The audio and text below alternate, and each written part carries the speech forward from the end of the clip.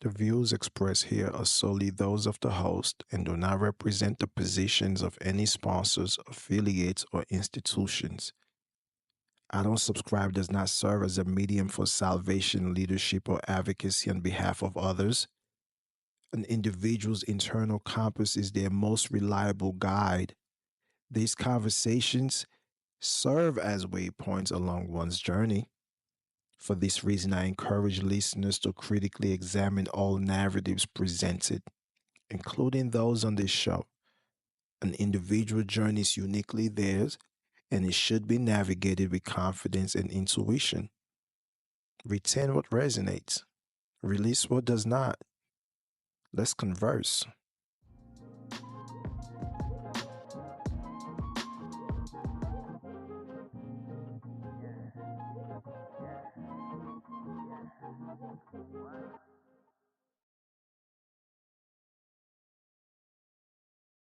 Yo, what's good with you? How you feeling? Welcome to I Don't Subscribe with yours truly, Ibrahim Daffae. This is a lane where the two aces meets conversations that meet life lessons, that meet story time in order to transform an invisible burden. Before we go forward, I would like to say that this show is made possible by none other than House of Lone Wolf, pioneers in converting adversity into measurable executive performance. While traditional consultants focus on managing trauma, House of Lone Wolf engineers frameworks that transform survival instincts into competitive advantages. Fortune 500 clients report faster crisis resolution and stronger team cohesion through trauma informed leadership methodologies. For organizations seeking revolutionary approaches that deliver quantifiable results, I urge you visit houseoflonewolf.com.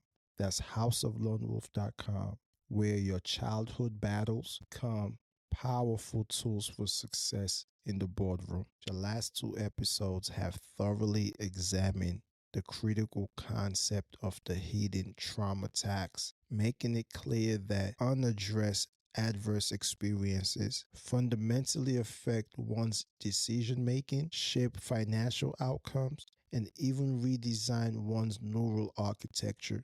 Today, we decisively conclude this series by shifting from a state of burden to one of breakthroughs. We are now poised to embrace a future filled with unparalleled growth and transformation, because it is a future that empowers one to take control of their lives and forge a path toward healing and resilience. This future is not just a possibility, it is a promise, for greatness is within everyone, even though everyone does not have the opportunity to access greatness within them. Research from the Stanford Leadership Institute also highlight a fascinating insight.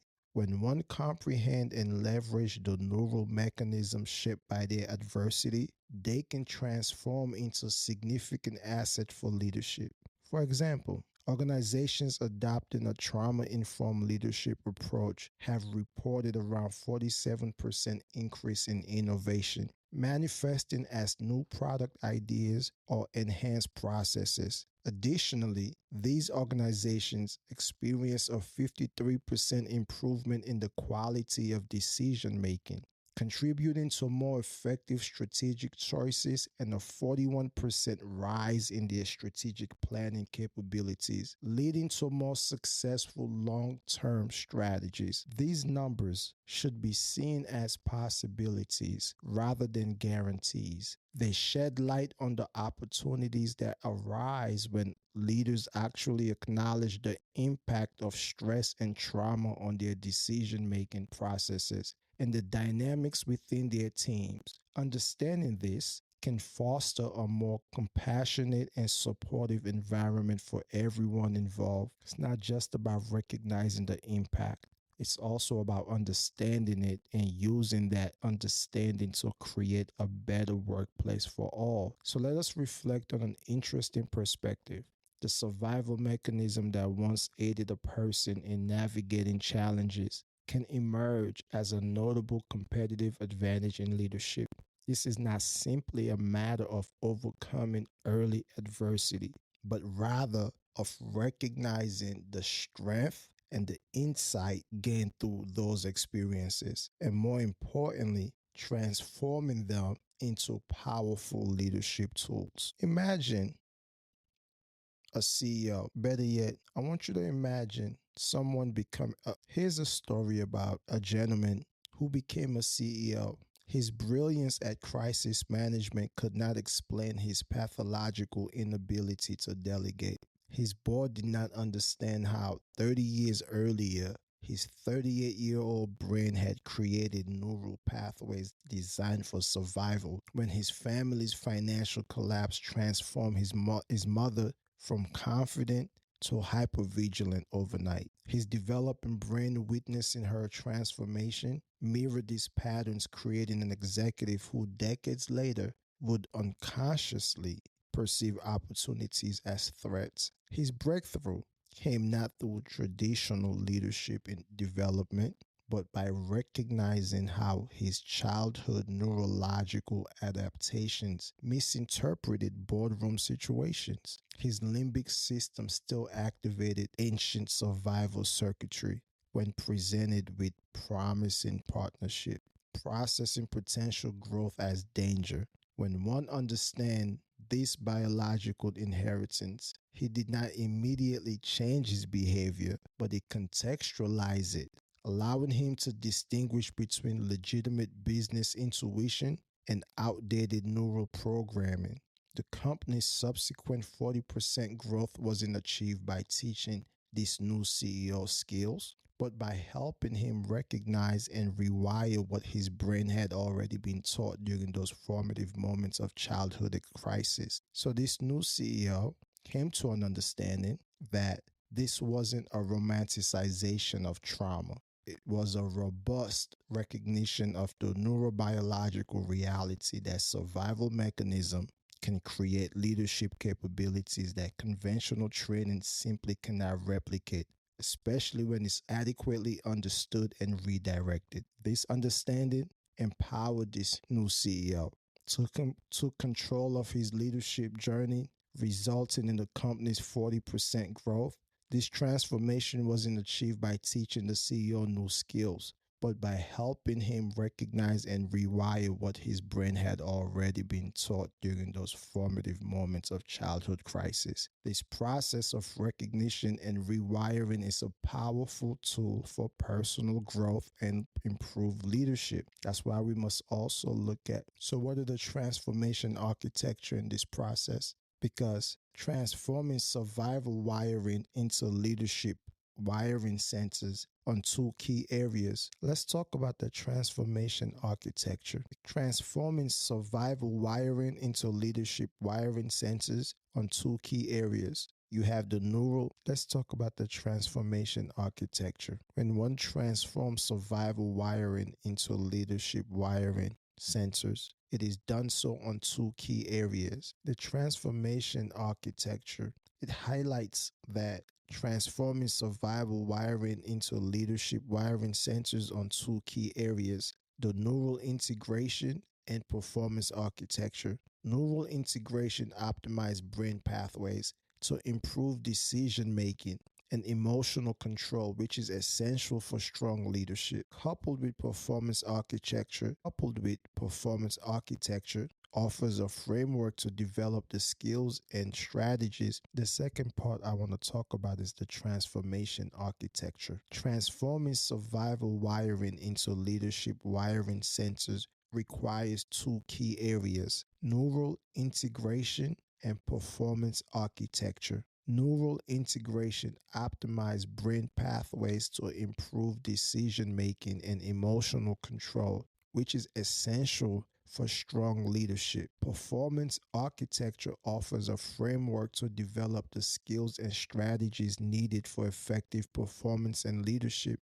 Together, these areas are crucial for enhancing leadership abilities. Neural integration presents a thoughtful framework that is designed to assist executives in understanding how their brains navigate perceived threats. Recognizing this relationship is essential At this neurological process, recognizing this relationship is essential as these neurological processes can significantly shape decision making. However, achieving effective integration extends beyond theoretical knowledge. It involves carefully crafted interventions considering biological and psychological aspects. By addressing these components, it definitely balances leaders because it can enhance their awareness and decision making effectiveness. Ultimately, what this will do, it will foster a more resilient and adaptive organizational environment. Imagine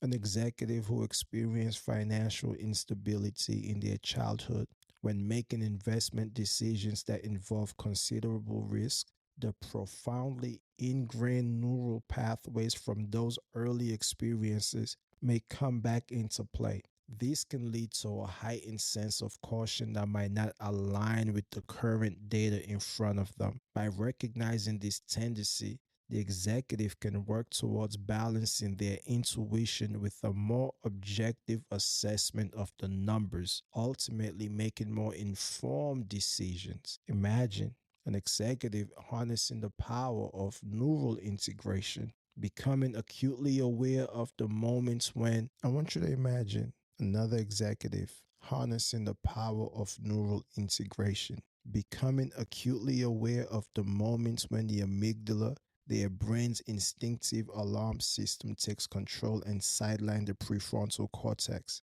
the mastermind behind strategic thinking. Imagine another executive who's harnessing the power of neural integration, becoming acutely aware of the moments when the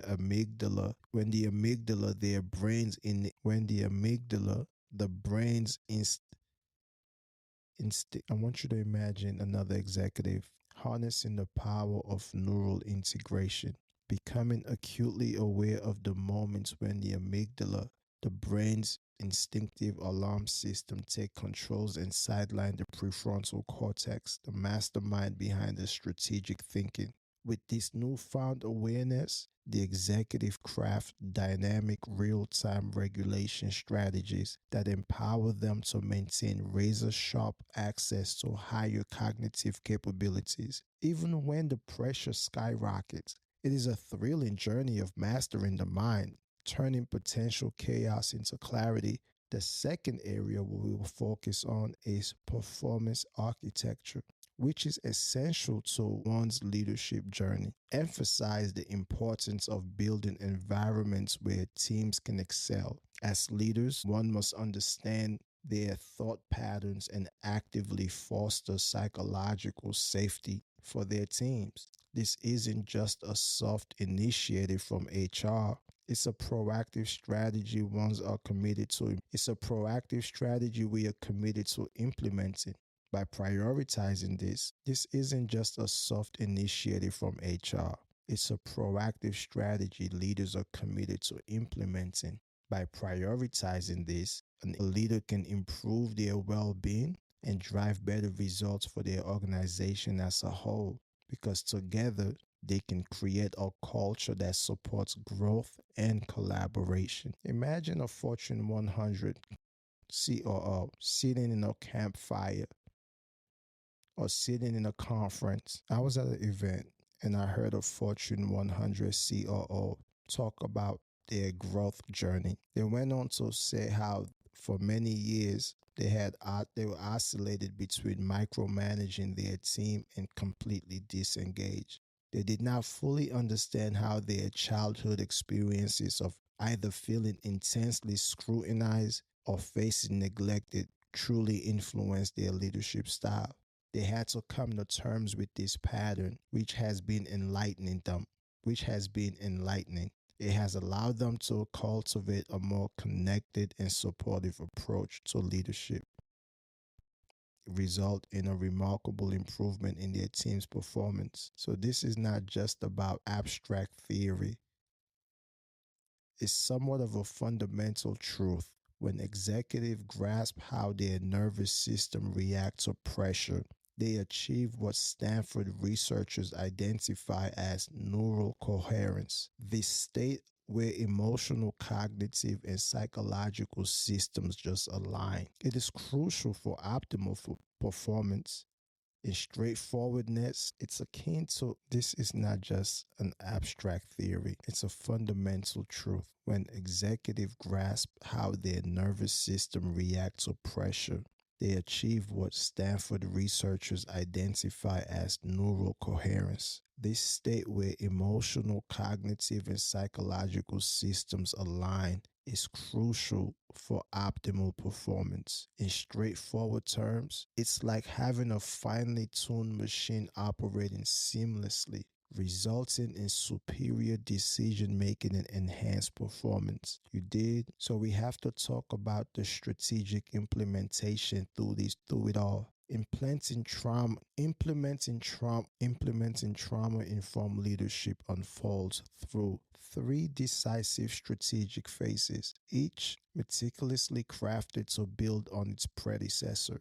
This approach will drive deep, sustainable transformation within organization and cultivate a resilient and empathetic environment that will profoundly support any individual impacted by trauma. Embracing this framework would empower leaders to create lasting positive change and foster a culture of healing and understanding. Phase one would be recognition. In this initial stage, executives will embark on a journey of self discovery. They will dig deep into the intricate workings of their neural patterns. They will dig deep into the intricate workings of their neural patterns. They will learn to discern how their brains navigate the complexities of uncertainty. They will navigate through conflicts and they will tackle high-stake decisions. The newfound awareness is transformative, often resulting in immediate enhancement in their decision-making abilities, leading to 15 to 20 performance improvements in the speed and efficiency within which they make critical choices. Phase two will be the regulation. In this phase,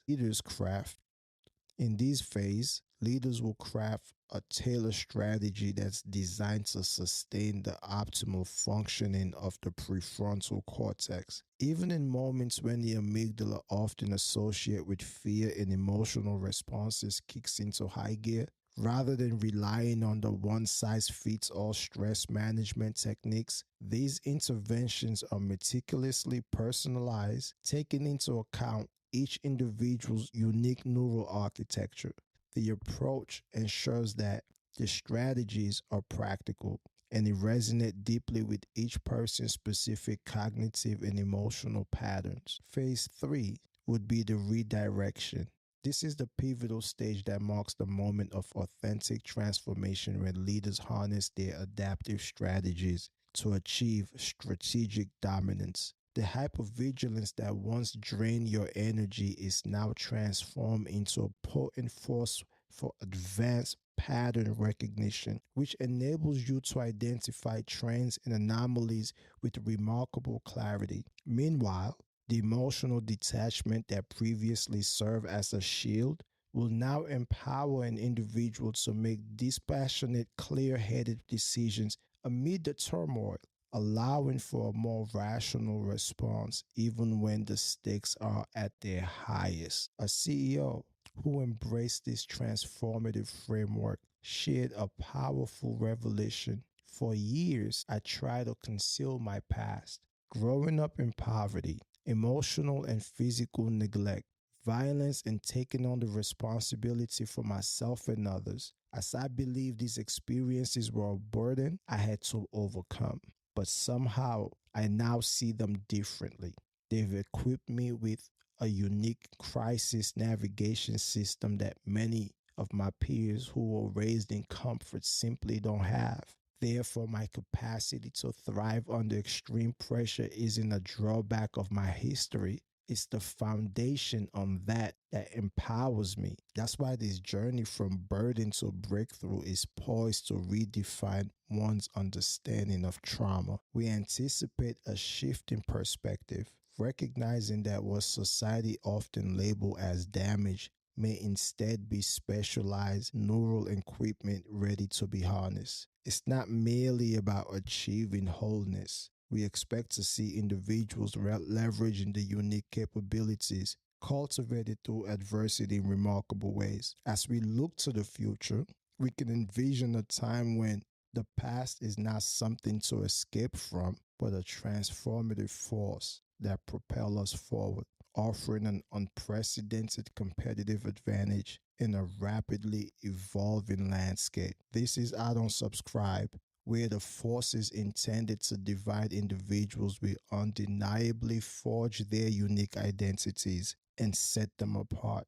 This journey will unveil powerful connections and profound insights, forcing individuals to rethink how they see themselves. As Scott Turo once said, who are we but the story we tell ourselves?